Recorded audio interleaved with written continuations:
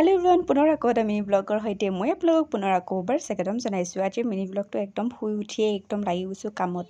একদম বিছনা পাতি ঠিক কৰি ল'লোঁ আৰু শ্বপিং কৰি অহা কাপোৰবোৰ আম্মাই ধুই দিছে, সেইবোৰ গোটেইবোৰ ভাজ কৰি ল'লোঁ। তাৰপিছত কাৰ্পেটকেইখনো ধুই ল'লোঁ। মাছ বেপাৰীও মাছকৈ চিঞৰি আছে, বোলো আমাৰ ঘৰতে আমিয়ে ৰাখি দিওঁ বুলি মাছকেইটা ৰাখি দিলোঁ। আৰু সিদিনাখন যে শ্বপিং কৰিব গৈছিলোঁ, কিনো শ্বপিং কৰিলোঁ তাকে ভাবিলোঁ আপোনালোকক দেখুৱাম। মিডিয়াম সাইজৰ দুখন কাৰ্পেট লৈছোঁ, লগতে দুখন বেডশ্বীট লৈছোঁ, অনলি 429 আৰু কটন বেডশ্বীট হয় আৰু লগতে পিলো কভাৰো আছে। কেতিয়াবা পাৰিলে দেখাম বাৰু ভালদৰে। আৰু এখন লৈছোঁ পিংক কালাৰৰ, সেইখনতো পিলো কভাৰ আছে আৰু চেম প্ৰাইজৰে হয় 429। বাকীখিনি নেক্সট ভিডিঅ'ত দেখাম, এইটো ভিডিঅ'ত ইমানটো দেখাব নোৱাৰোঁ। আসসালামু আলাইকুম সকলোকে, লগতে 15 ৰমজান মুবাৰক। আজি মই কিটচেনত জল্দি সোমালোঁ 2:30তে, কাৰণ ভাইটি আৰু ভণ্টি নাই হেল্প কৰিবলৈ, সিহঁতে গৈছে কলেজত। আজি আম্মা আৰু মই বনাব লাগিব। মই বনালোঁ সৰিয়হ আৰু পিঁয়াজৰ সৈতে ভকুৱা মাছ, লগতে বনালোঁ মিছা মাছ পিঁয়াজ আৰু বিলাহীৰ সৈতে, আৰু মাংস বনালোঁ কলফুলৰ সৈতে, আৰু বিনো ভাজিলোঁ। আমাৰো ইফতাৰী যা যোগাৰ হৈ গ'ল, আজানো দিলে, আমিও ইফতাৰী কৰিলোঁ। আজিলৈ পাই আকৌ নেক্সট মিনি ব্লগৰ সৈতে লগ পাম সকলোকে।